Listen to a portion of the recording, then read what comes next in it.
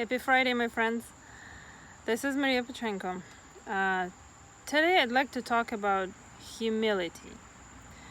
So, for whatever reason, this came up, and I often see this term, humility, somebody's humble, taken as synonym to being a pushover, not being able to speak up for yourself, being somebody weak. And I'd like to say a few words to show that this is a wrong definition of humility. So in Orthodox Christianity, where I belong, there is an understanding of royal path, which means that you're walking the narrow but the right path. So you're not going like expending yourself to something unimportant. And so you're not, when you're humble, you're not making more of yourself, but you're also not making less of yourself. So, of course, we understand pride as something where a person is not humble, as in trying to show yourself something you're not, trying to brag about stuff, about trying to show off your achievement, not even achievements, that's the wrong word, but trying to make yourself look bigger than you really are. That is not humility, that is pride. However, when you are belittling yourself, that is again not humility, because why are you doing it? If I believe in God, then I believe that I'm made in His image and likeness. And so He was making no mistake when He gave me the talents, the skills, the character that I have.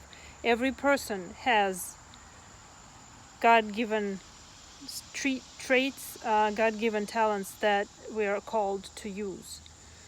And so shying away from that is, I would call it a slap in the face of God, because you know better about what to use, what not to use, what to be ashamed of. And so this is not true humility. This is, I don't know what it is. It needs, you need to investigate why, what is the purpose, what is the reason you're trying to belittle yourself. If you are not into God, it's okay, but you're still, every person has their own peculiar things that, again, you need to ask yourself, why are you not accepting yourself in full? Why are you running away from some pieces of yourself? So the way I see it is, when you're humble, you realistically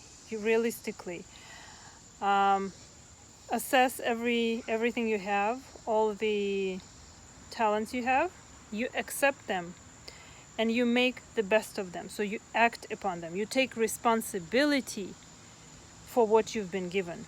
The more is given to you, the more will be asked. We remember that. And so humble would be to not make more of yourself, but also if you're given talents, if you're given power, if you're smart enough, witty enough to, I don't know, start a university or manage an international business, or, I don't know, run a church or serve your kids, go do it, because this is the place that you are meant to be at. You have enough power, you have enough skills to do it, especially if you enjoy it, then this is the place for you to be.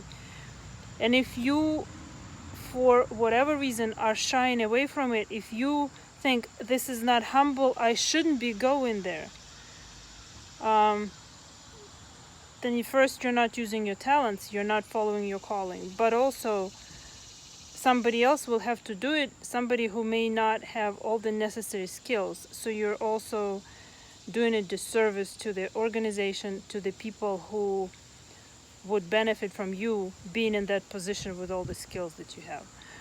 So take responsibility for whatever you've been given, make the best of it, and realistically see yourself with all the dignity that has been given to you by God, or all the dignity that you have evolved from your ancestors, and make the best of it, and just accept your place in this world, accept everything you have achieved with everything that you've had.